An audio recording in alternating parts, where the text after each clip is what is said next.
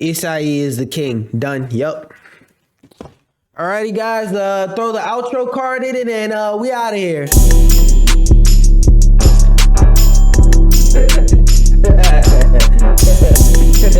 Talking about competitive Super Smash Bros. Or Smash 64 as the community has dubbed it is pretty simple.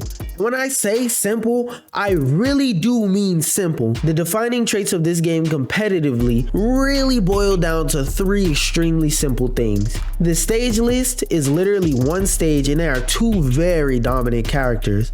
This one stage being Dreamland and the 2 characters being Kirby and Pikachu respectively. Most of the stages have been deemed competitively unviable for one reason or another, and here they are in brief, along with the reasons as to why they are competitively unusable.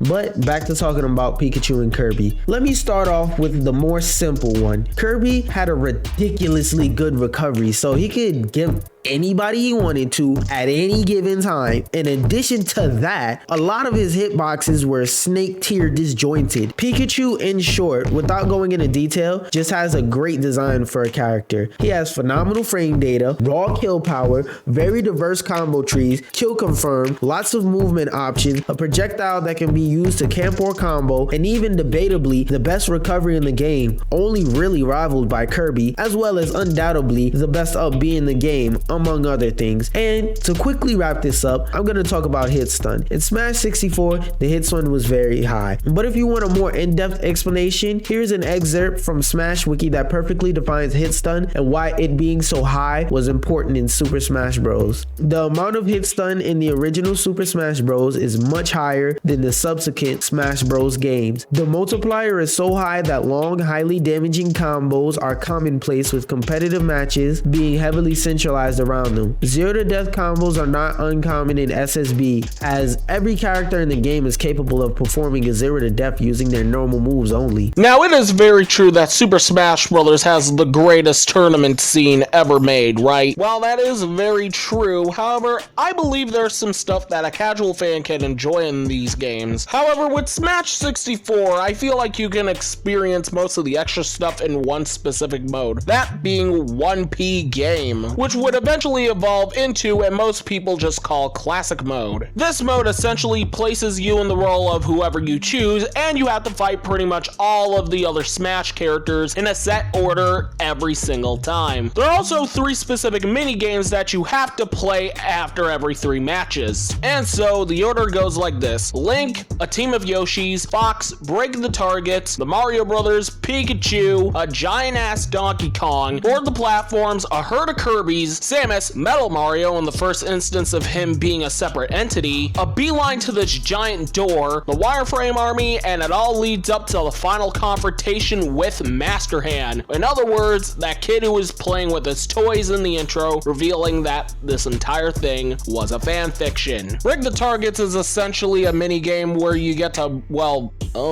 basically test your ability to press the B button and the other directional buttons at the same time. And it's honestly still a mystery of what Board the Platform is, however, it allows you to practice at your platforming skills. And in both modes, each character has their own stages specifically geared towards them. However, Board the Platforms will not appear in any other Smash game after this. There's also Training Mode, which allows you to do a plethora of a bunch of random stuff. You can have your enemy either stand there and abuse them like a punching bag, you know, before the actual punching bag was created, and or test any of the many items in the game. Either way, it's a basic thing that allows you to test your skills as a fighter. And there's also the data room, which allows you to seek information of any of the fighters in the game and how many times you played as them. But yeah, overall, Smash 64's extra content is okay, but it does leave a lot to be desired. And considering the fact that this was a fighting game released back in the 90s, there's not much in terms of single player can do. The game really does shine when you have multiple people duking it out. So overall, the extras in Smash 64 are simple but charming and a very good template of better things to come.